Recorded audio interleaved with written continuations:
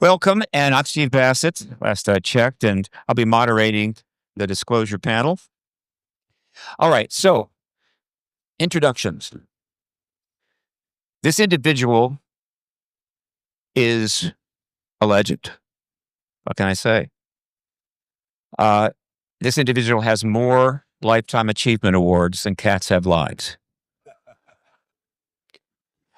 The individual is the go-to person for just about any witness, right? I got to come out. That's where they're going to go, right? Pretty much. 50 years of unbelievable work, dedication, consistency, a huge following. What can I say? Welcome, Linda Moulton Howe, to the Contact in the Desert.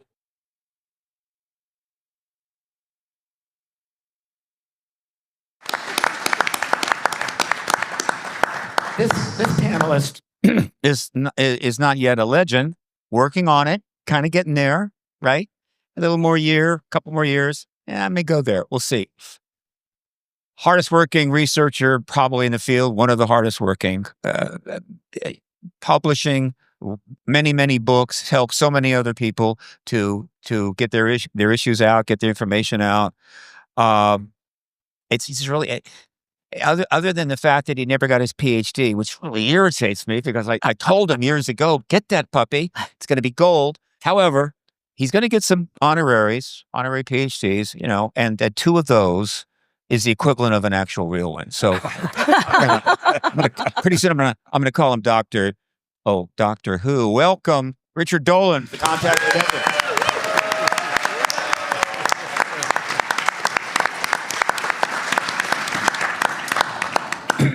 Another panelist I want to introduce recently was officially given the title of Mr. Ancient Aliens over the terrible, strong objection of Georgios Tsouplokis. But what can I say? You get enough screen time, you do the tour, you're Mr. Ancient Aliens. No problem. Britain doesn't want him back, but that's okay. He's got a couple of houses here. He's in good shape, got an incredible wife, lives in Tucson. It's too hot there. I don't know why they do that, but he's unique. There's only one of these gentlemen, and that, of course, is Nick Pope. Welcome him to the Contact in the Desert.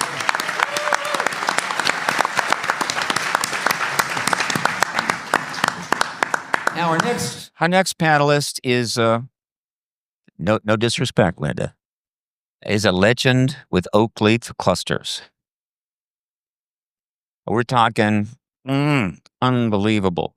One of the great legal and justice advocates of the 20th century, doing very well in the 21st century, engaged this issue for 49 years. 49 years when this person could have had any job that he wanted. Any job, anything, right? Could have been appointed to the presidential cabinets or whatever the hell. Nope, he's a man of the people. That's why his biography is called The People's Advocate. Only half done. He has to write a whole nother one, the other half, which is going to include the UAP stuff. So it's going to be great. Anyway, you can't miss him in a crowd of 100,000 people. Welcome, Danny Sheehan, to the Contact in the Desert.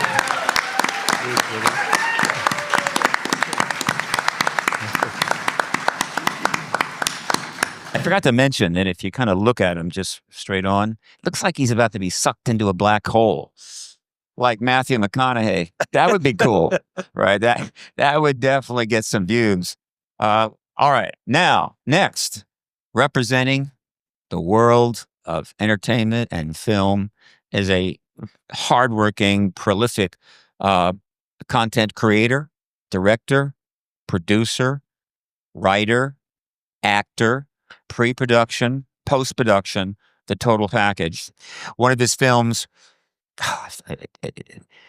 Something Edge, forgive me. What's the film?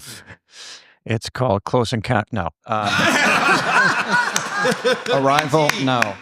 It's called The Alien Perspective, Part 1 and Part 2. But the one that won all the awards. Edge? I'm known for the McPherson tape, a.k.a. UFO abduction, and the Paramount remake, Alien Abduction Incident in Lake County. So he's trying to stick with the UATP stuff and everything because he shifted his prodigious talents pretty much our way. He's doing all kinds of stuff. I think he's committed for life for this subject, which is good because it's going to sell like crazy. But he does have another film back there that I used to know the name, but I forgot it. That got a number of awards, film festival awards. The Last Podcast. That's not it either. But we have pretty much almost gone through your whole IMDb page. Would you like to get into the bio? Shadowheart, Western. Okay. Please. All right. Enough. Crash in Eden. Welcome, Dean Alioto, to the Contact of the Desert.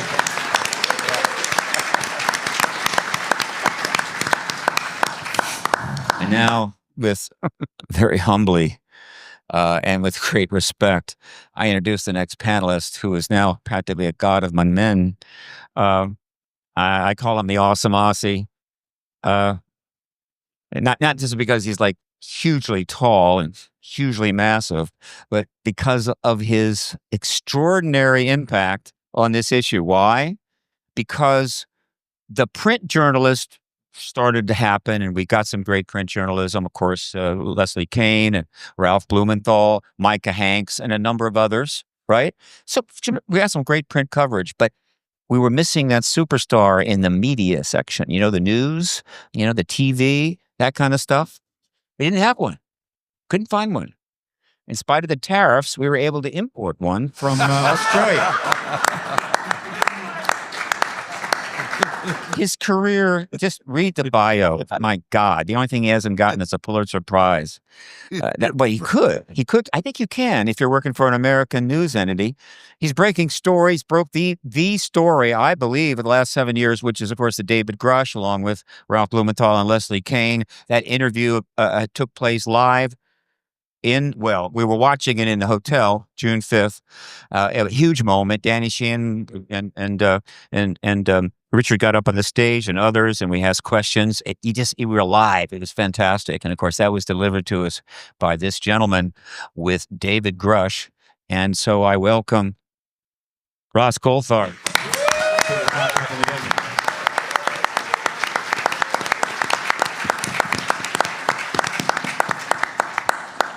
So while Dean Alioto was working all over Hollywood with all the connections to the directors and the producers and the money people and all that good stuff and going to the Oscars or whatever the hell, this gentleman was working out in the boondocks, trying to create films out of his back pocket. Had to sell, some of his kids into slavery, something like that, and went through hell to get them, which is what it is in our world, right? We don't have access to certain resources because all of us believe there's ETs here. So he's had to work 3 times as hard. Now, I want to see him in Hollywood, right? If he joins the Hollywood Alliance, that could help. The point is, I want to see him in Hollywood and getting access to these big shots where the big films are made. That could happen. In the meantime, we'll just have to settle for what he makes in his house, in his bedroom, back at home. That's not true. He travels the world. He has probably the largest body of quality ET-related film content of anybody. And so, of course, I ask you to welcome James Fox.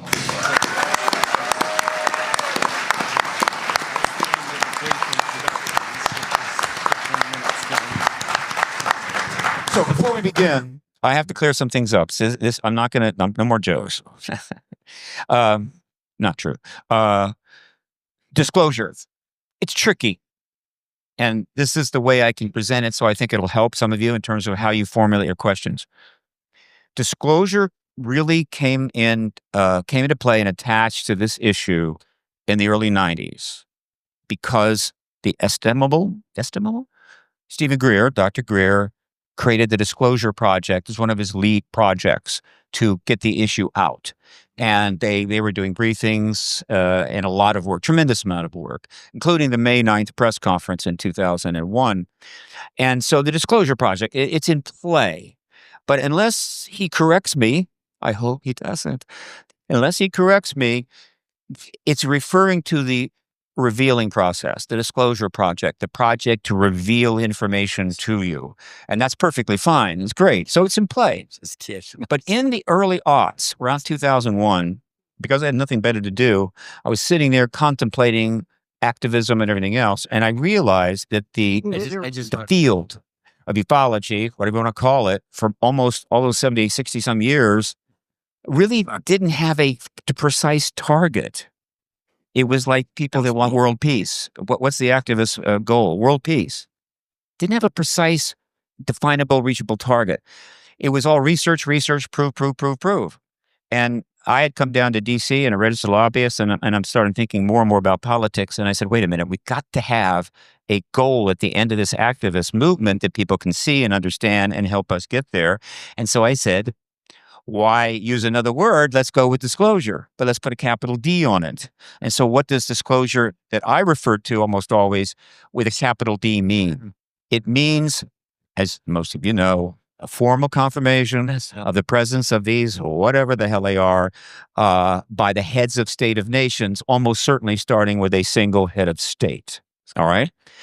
That confirmation, which will be backed up by other nations pretty quickly, opens all the doors to all the stuff ultimately they want to get quickly, right? And it launches it irrevocably. That's capital D disclosure. So both of these disclosures are in play here. You can address any one of them, doesn't matter. And so with that, I'm going to see if I can see that person in front of the mic. Now, try to be careful it doesn't get too loud.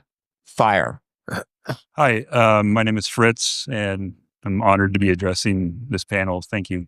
So I've come back into this topic recently, and something that I can't stop thinking about, and that I'm surprisingly not hearing yet at this conference, maybe I just didn't attend one, is a concept that was first described to me beautifully through Richard Dolan's work, and that's of a breakaway civilization. So like the concepts, for those that may not know, of just like, there's a civilization that kind of like in the movie Elysium with Matt Damon, they're off planet already. And, they have access to this technology to go have lunch at Saturn and come back for the 5 p.m. commute. When I look at the secrecy and that presidents and joint chiefs of staff are out of the loop, how likely do all of you think that process is actually already happening now? Richard, obviously.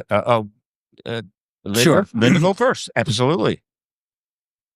In terms, First hand up. in terms of dialogue with maybe 3 people in the last 10 years who I know who they are, and I know where they work, and I know what they've done. And as far as I can tell, Mars is already a base. Other solar systems, Ganymede is already a base.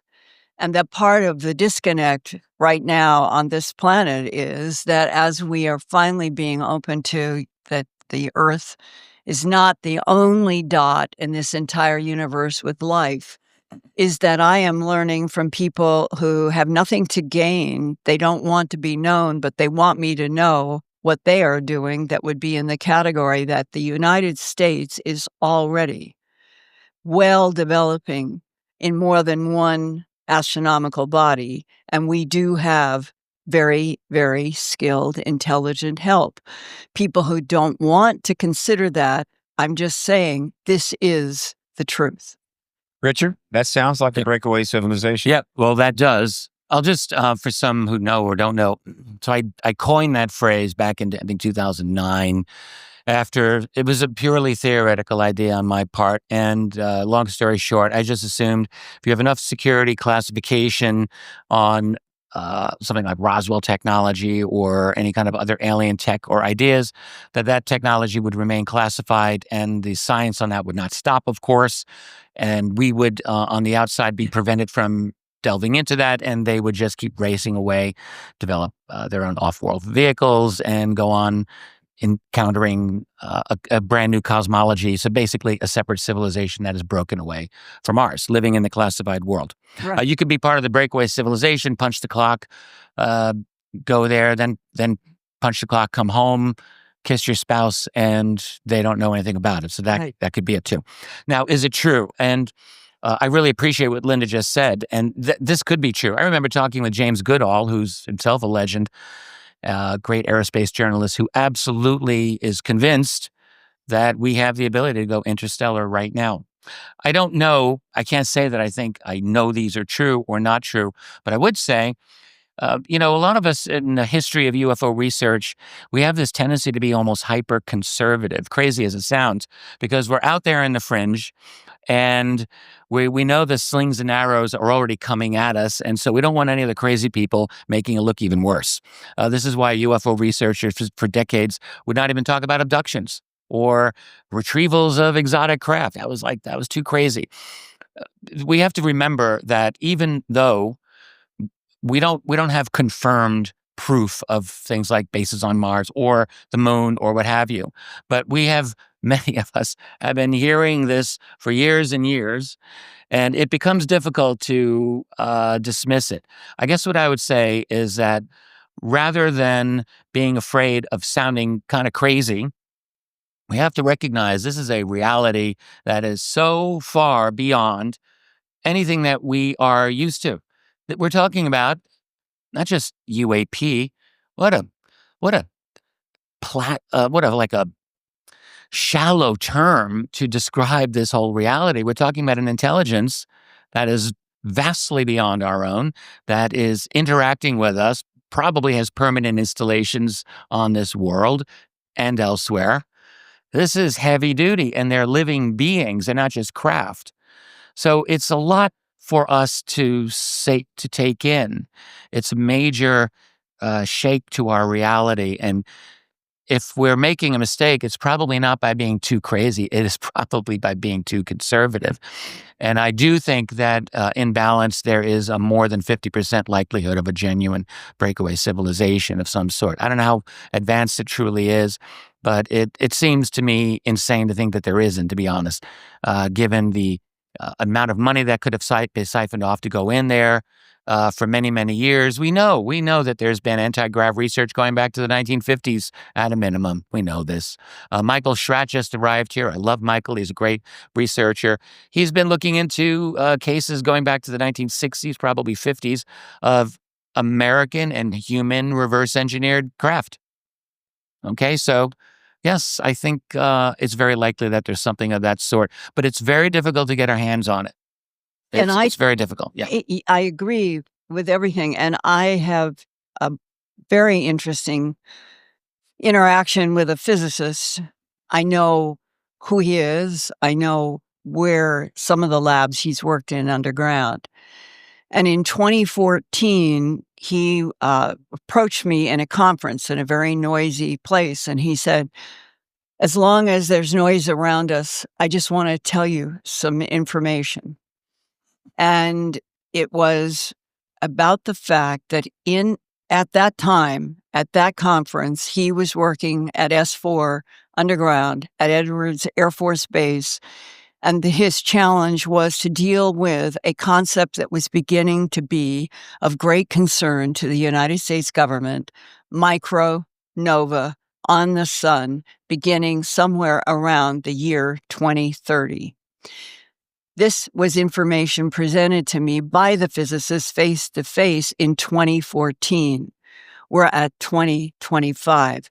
What is emerging as a big, big question mark in our government at many levels, and at least I find this to be the case, a great concern about something happening from our sun between now and perhaps the end of 2030. Okay. So 2014 to 2025, and this is a person that no one has ever, to my knowledge, has never known or seen. He's a physicist who works underground. Linda, you're stepping on my optimism here. Right? I just My turn.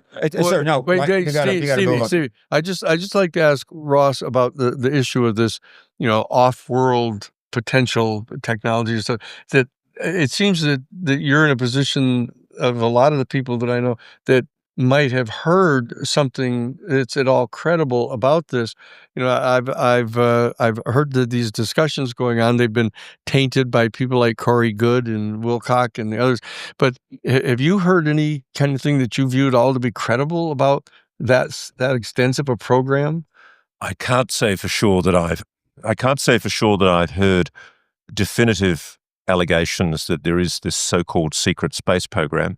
I don't believe Corey Good. I think it's complete nonsense. Right. But I am convinced that there is definitely on this planet an enormous number of constructed underground facilities, which I've just been researching, and I've spoken to so many people now Yes. who've convinced me absolutely beyond any shadow of a doubt. In fact, I've spoken to people that have served inside these facilities. Your government is constructing at a cost of probably billions of dollars, if not trillions of dollars, enormous underground facilities. And I always thought that was an apocryphal nonsense story. The difficulty I have with the idea of superluminal travel, which is what would be required to do the kind of travel they're talking about, faster than light travel, is I am talking to people in the program who are telling me that we've had enormous trouble with material science research. And one of the reasons they're talking to me is because they're really deeply frustrated that the excuse for secrecy was to allow this program to continue doing these breakthroughs, but they've been stagnant for many years, and indeed, in some cases, they've been underfunded, woefully underfunded. And there's a real frustration that the secrecy is actually confounding the kind of breakthroughs that are necessary. What I am, and I find myself breathtaking when I actually admit this, I am absolutely convinced that there are humans being used to pilot retrieved non-human technology. I don't know for sure that we've constructed replicas of that technology, but I do believe that we have humans that are being used psionically to connect with non-human technology. And whether that involves a capacity to go superluminal, I guess that's possible, but I don't have direct data points on that. Right. Ross was referring to a series that just concluded, I think 7 episodes on News Nation, which, by the way, is absolutely the leading media entity on this. And nobody's even a close second. Right. And support News Nation, support Ross. Dean? So as a filmmaker, my job is to come up with a story as credible as possible, which means that most of my time is spent on certain projects researching. And when it comes to what we're talking about, bases on Mars and everything else, a filmmaker, a writer's job is to say why. Why is there a base? Why would there be a base on Mars?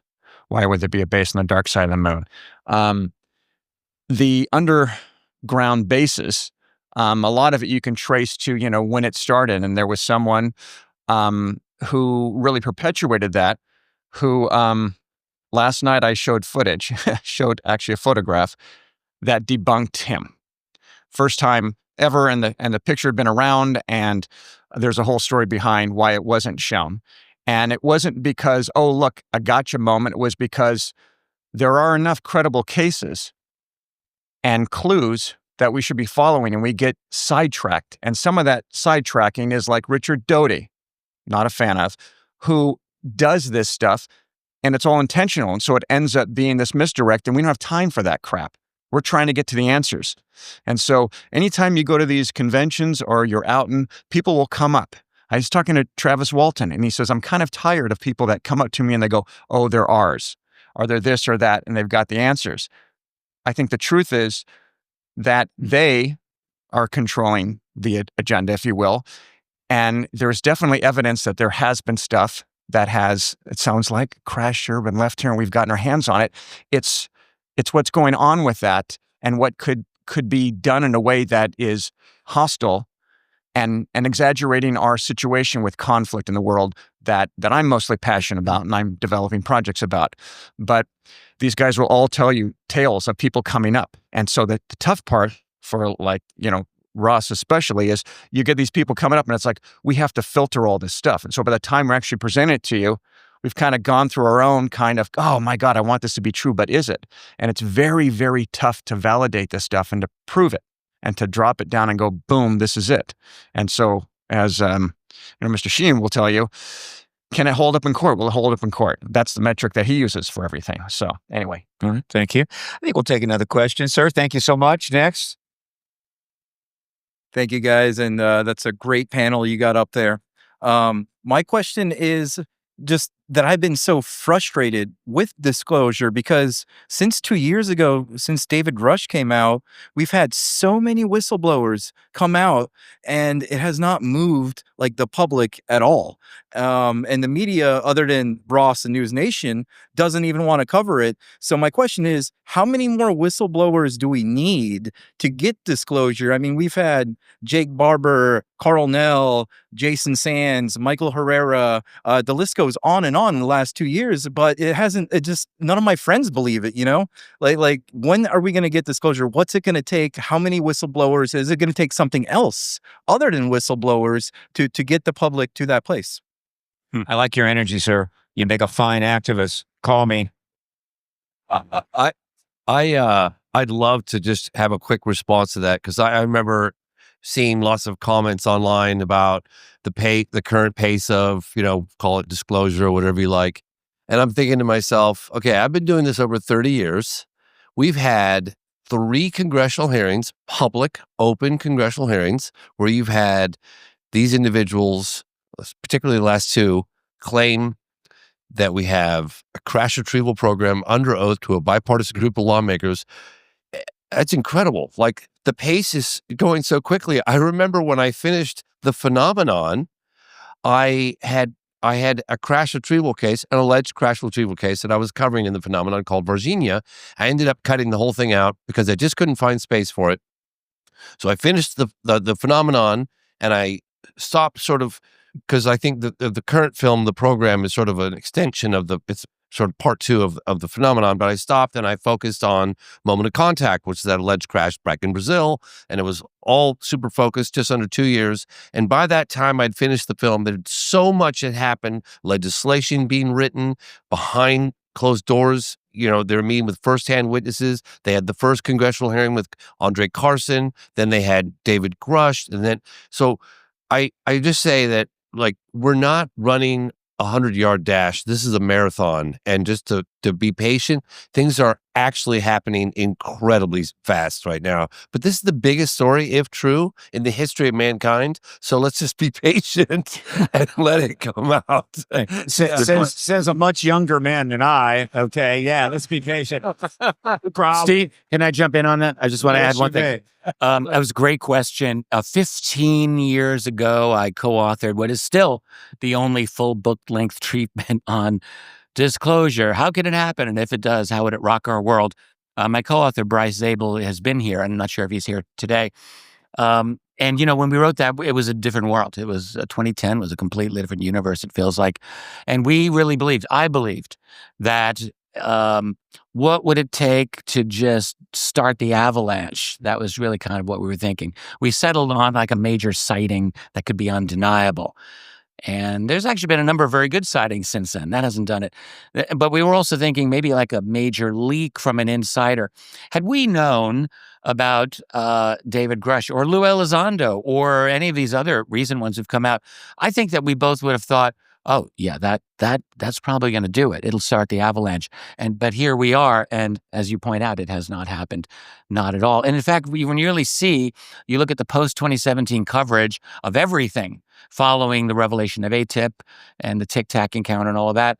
And we like to delude ourselves and to think, oh, we're in this kind of open disclosure conversation. But really, when you look at the major media establishment and their treatment, it's been marked much more by a very delayed, I would say almost coordinated, delayed, muted response with a lot of skeptical editorials thrown in there, by the way. So I think what I underestimated was the resistance of, let's just call it the system. So we live in a system that is designed to maintain itself. And part of that system is major established media, which has long since been captured by the most powerful financial power interests out there.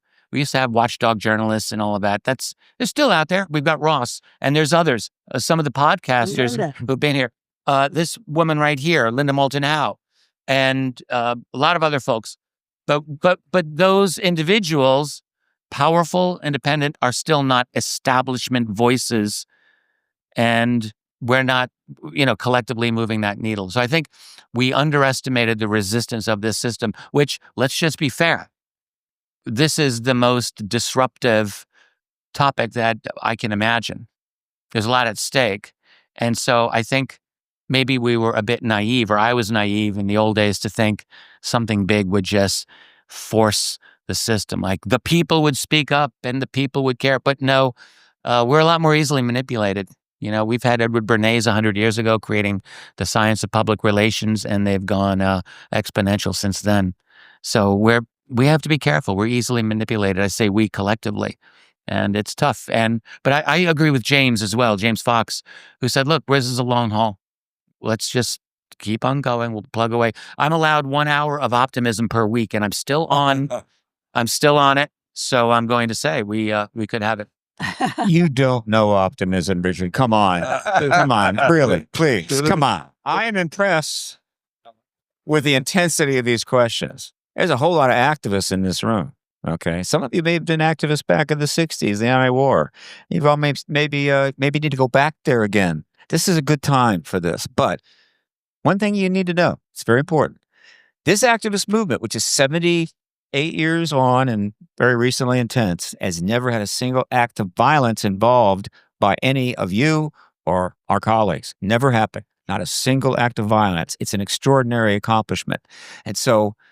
And the nature of the issue is such that you can really get in, but you don't have to start, screaming and yelling and throwing things or anything like that. This is a very intellectual change, a worldview change is happening.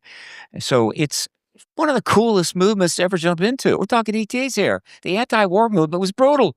You went on for ever and ever and ever, only just to end a war. And it finally ends, and then what, right?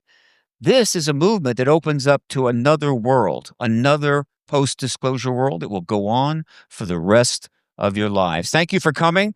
I think our panel deserves a great applause. Right?